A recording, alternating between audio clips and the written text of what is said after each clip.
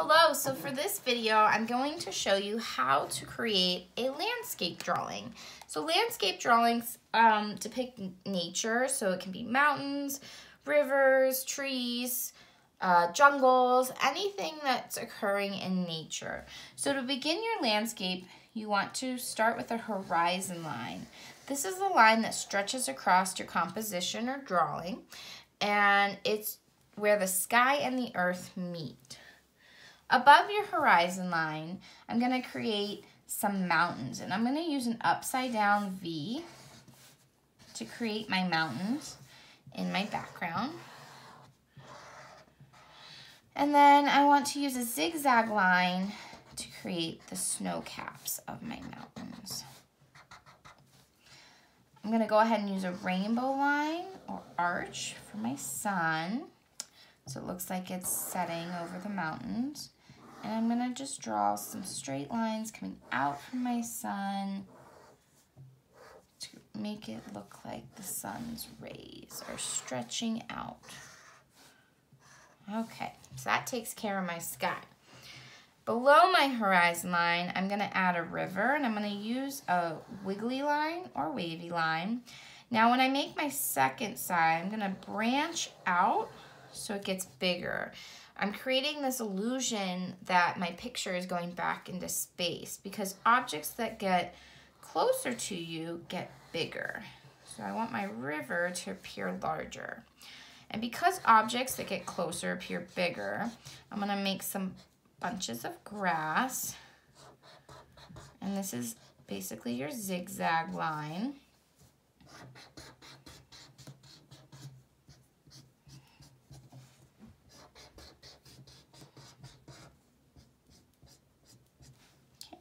And then I want to add some trees.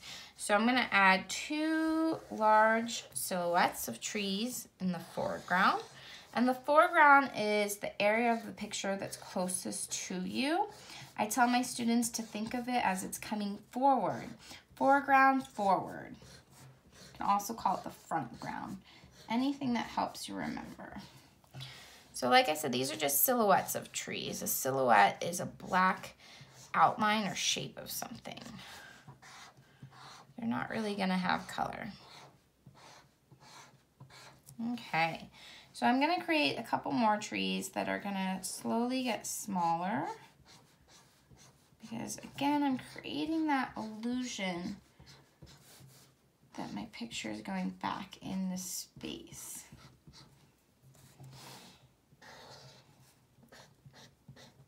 And I'm creating these trees with a straight vertical line.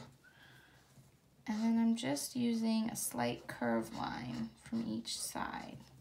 Okay, so I think that takes care of our landscape drawing. Now I want to show you how to add color to your drawing. So I'm going to start by coloring the sky. And I'm going to actually color the entire sky, including the sun, yellow to start. And you're going to see what I'm going to do with this. It's going to turn into a sunset. So I'm going to color everything in my sky yellow for right now.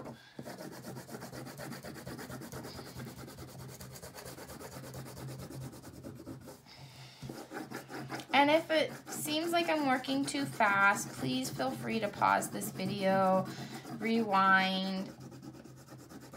I do work a little fast just because I find that shorter videos are easier to upload, and even still, they take about an hour just to get them uploaded.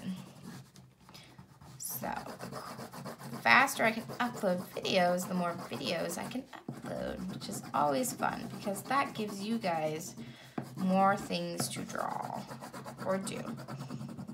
All right, so that's yellow, but we're gonna make this more interesting. So I'm gonna find my yellow orange, and I'm gonna color around my sun, but I'm leaving a little bit of that yellow, kind of like a glow or haze coming from the sun. I'm gonna do the same thing over here. And this is going to be a gradual change of colors. So I'm going to move on to a darker orange. And I'm gonna do the same thing. I'm slowly pushing out because I want to create this gradual change of colors. And these colors that I'm using are actually, we would call them the warm colors. And I tell my kiddos to think warm like the sun. So when you look at a sunset, you're often gonna see these colors. And the sun is warm, so warm like the sun. So your warm colors are yellow, orange, and red. Okay, so now I have this really cool sunset. And if I want, just to define my sun more, I can go back to use that yellow orange and just carefully shade just the edge of my sun and down here at the bottom in between the mountains. There we go. All right, so I'm gonna make my mountains purple just because I always think of the song Purple Mountains. And so I'm gonna just make them purple for fun because you know what? We're getting creative. So I'm coloring my mountains purple.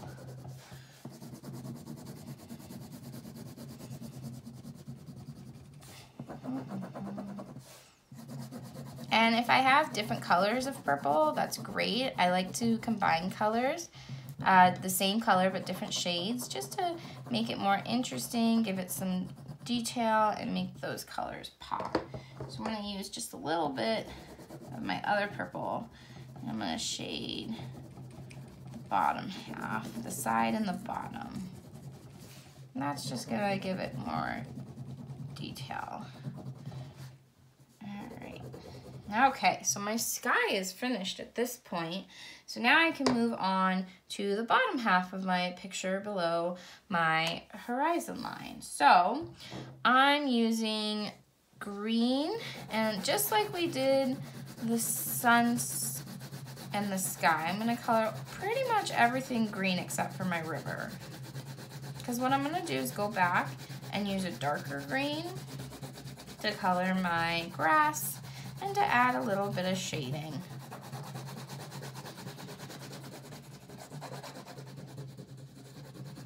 And you don't have to worry about pressing hard with your crayon. If you just keep coloring over the area, you're going to fill that white space in without having to press down hard with your crayon. Because as I said in my earlier video, that can often break your crayons, and nobody likes a broken crayon. However, in upcoming videos, hopefully I can show you what to do with those broken crayons, because there's lots of things you can do with broken crayons.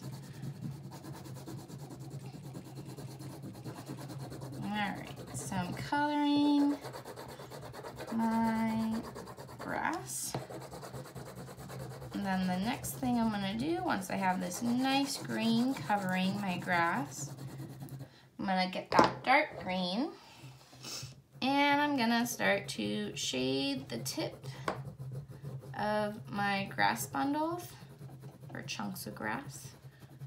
And I might even shade the bottom part too, leaving a little bit of that light green.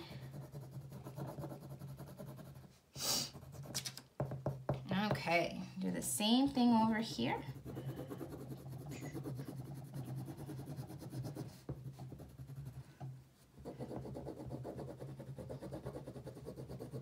And again, this is a landscape picture.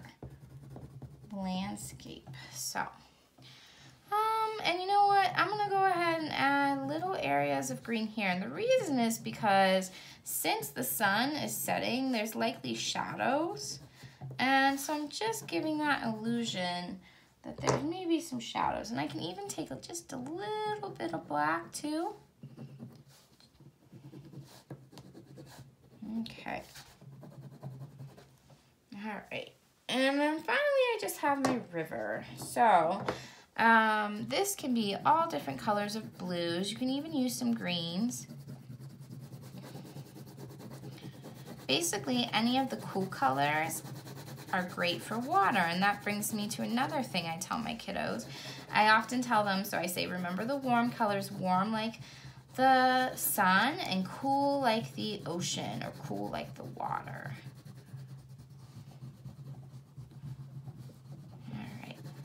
So let me show you what that would look like. So if I take some, I'm gonna look for that violet blue, yep. I'm gonna take a little bit of purple. And just a wee bit of green. And you can see that that makes a nice watery river. Of course, you can take other blues and shade areas to make it look darker, especially the edges of your river. You don't have to do a river. You could have a lake in your landscape. You don't even have to have a river. You just do trees. It's just a nice effect to get that idea that it's going back into the background. All right, and so that's my landscape.